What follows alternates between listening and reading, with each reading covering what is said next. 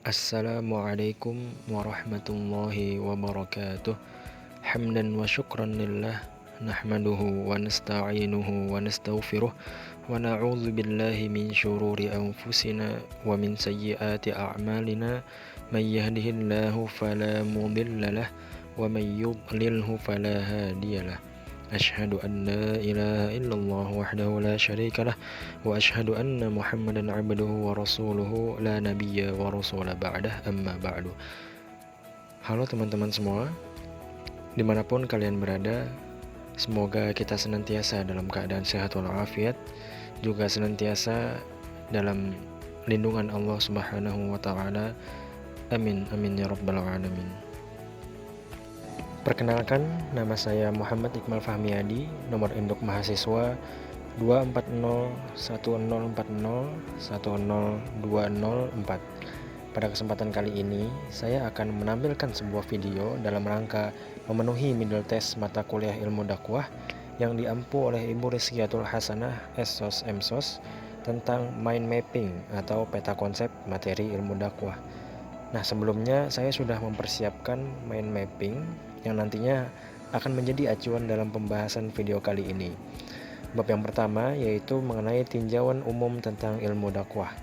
Dan pembahasan yang pertama adalah tentang pengertian dakwah. Nah, pengertian dakwah sendiri yaitu pada intinya adalah ajakan menuju kebaikan sesuai ajaran Islam.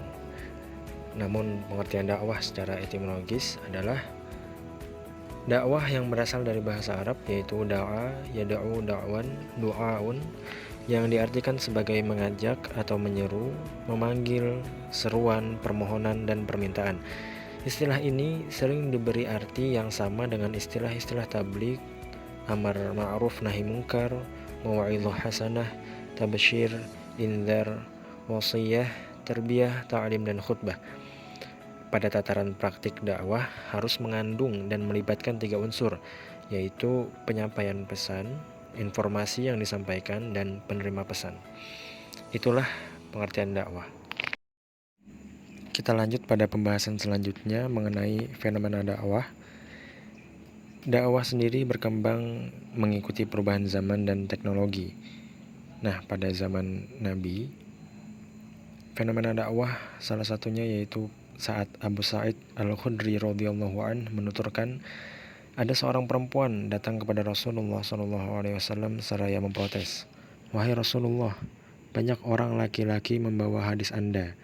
Jadikanlah kami sebagai pengikut Anda yang suatu hari datang kepada Anda untuk mempelajari apa yang telah diajarkan Allah Subhanahu wa taala kepada Anda." Rasulullah SAW menanggapinya, "Berkumpullah kalian di hari ini di tempat ini." Kaum perempuan berkumpul dan mendatangi Rasulullah SAW.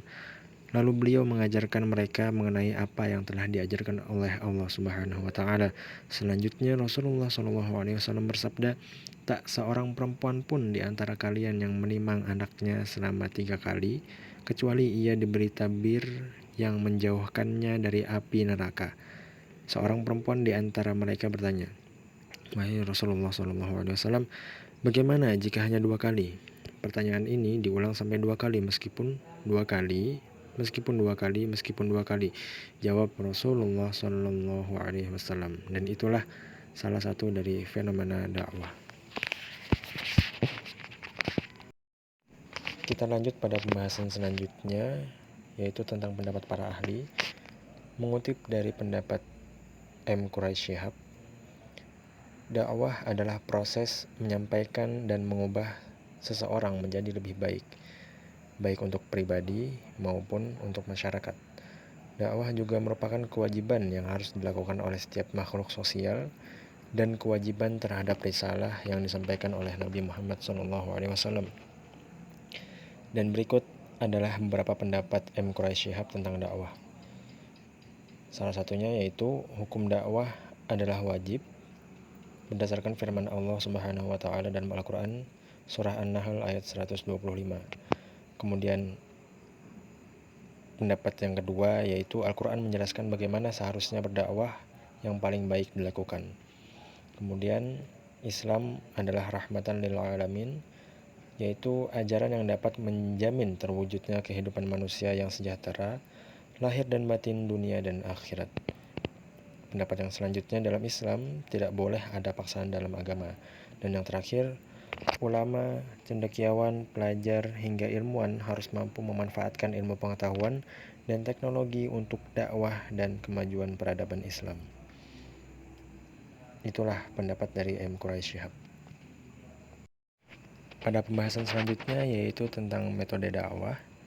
Metode dakwah sendiri terdiri dari al-hikmah yang berarti bijak, kemudian al-mau'idhah yang berarti nasihat, kemudian al-jidal yang berarti debat, dan yang terakhir adalah al-qudwah yang berarti contoh. Dan itulah metode dakwah.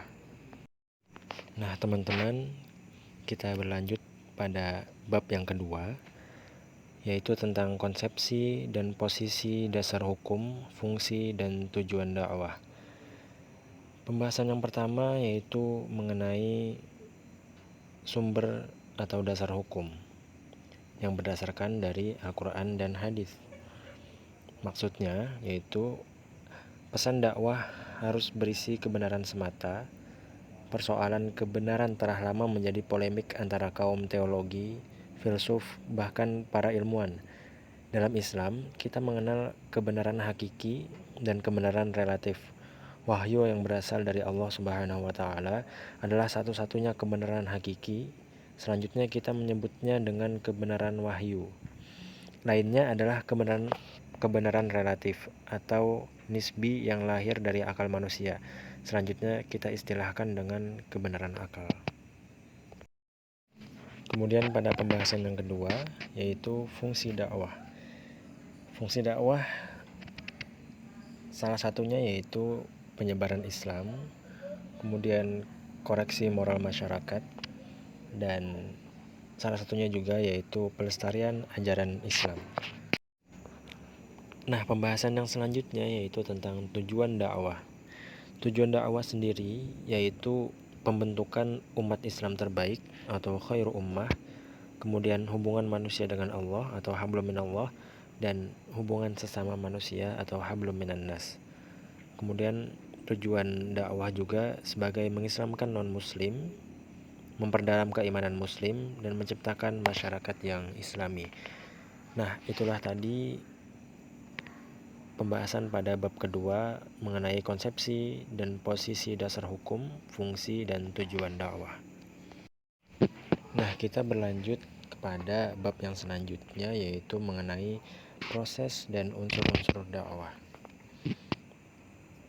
Pada video yang ditampilkan itulah proses-proses dakwah,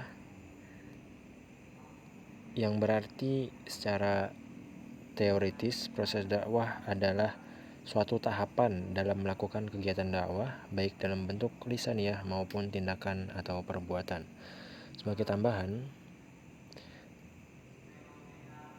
proses penyampaian dakwah, saat penyampaian dakwah akan dilakukan, memang sebaiknya harus disampaikan melalui hal-hal kebenaran dan juga sikap optimis yang harus ditunjukkan kepada lingkungan. Dalam hal ini tentunya hal tersebut akan berkaitan erat dengan yang namanya proses komunikasi, di mana dalam proses tersebut dapat dijelaskan dengan sebuah tahapan dan juga berbagai hal yang harus dijelaskan. Di antaranya, yang pertama penerimaan stimulus informasi, kemudian yang kedua penyimpanan sebuah informasi, kemudian yang ketiga pengolahan dari sebuah informasi, yang keempat menghasilkan kembali di dalam suatu informasi. Kemudian ada juga yang namanya proses penerimaan dakwah, yaitu proses bagaimana seorang mad'u atau penerima dakwah menerima informasi, kemudian mengolahnya, menyimpan dan menghasilkan informasi dalam komunikasi, disebut sebagai sistem komunikasi intrapersonal. Proses ini meliputi yang pertama yaitu sensasi, kedua persepsi, ketiga memori, dan yang keempat yaitu berpikir. Kemudian pada pembahasan yang selanjutnya yaitu tentang unsur-unsur dakwah. Unsur-unsur dakwah sendiri terdiri dari yang pertama ada yang namanya dai atau pemberi dakwah yang memiliki sifat sabar, pengetahuan agama dan etika. Kemudian yang kedua yaitu mad'u atau penerima dakwah, dapat berupa individu atau kelompok. Kemudian yang ketiga ada maddah atau materi dakwah yang mencakup akidah, syariah dan akhlak. Kemudian yang keempat ada yang namanya wasilah atau media dakwah, terdiri dari lisan, tulisan, gambar, audiovisual, dan akhlak. Kemudian yang kelima ada yang namanya thoriqoh atau metode. Dan yang terakhir ada yang namanya athar atau efek, mencakup perubahan kognitif, efektif, dan perilaku dari mad'u. Nah, itulah tadi pembahasan mengenai proses dan unsur-unsur dakwah. Kemudian kita berlanjut pada bab selanjutnya, yaitu mengenai objek studi ilmu dakwah. Nah, pada pembahasan yang pertama, tentunya kita harus mengenal dulu apa itu objek. Objek adalah sesuatu yang dikaji atau ditelaah. Objek sendiri terbagi menjadi dua, yaitu objek formal dan objek material. Pada objek yang pertama yaitu objek formal, yang berarti proses pengelolaan, penyampaian, dan penginternalisasian pesan-pesan keagamaan pada seluruh perilaku manusia dalam interaksi religius masyarakat di mana manusia hidup. Nah, pada pembahasan yang selanjutnya yaitu tentang objek material. Objek material sendiri yang berarti substansial ilmu dakwah yang terdiri dari 6 komponen, yaitu dai, mad'u, metode dakwah, materi dakwah, media, dan tujuan dakwah. Kemudian pembahasan yang terakhir yaitu perbedaan antara objek formal dan objek material. Objek formal itu adalah kajian ilmu dakwah yang mempelajari hakikat dakwah. Sementara objek material adalah ilmu dakwah, yaitu yang dimaksud manusia, Islam, Allah, dan lingkungan atau dunia. Nah, teman-teman, itulah tadi bab keempat yang membahas tentang objek studi ilmu dakwah, dan juga bab yang terakhir atau pembahasan yang terakhir yang saya sampaikan dalam video kali ini. Terima kasih atas perhatiannya. Salah hilaf mohon dimaafkan. Wabillahi taufiq wal hidayah warridha wal inayah. Saya akhiri. Assalamualaikum warahmatullahi wabarakatuh.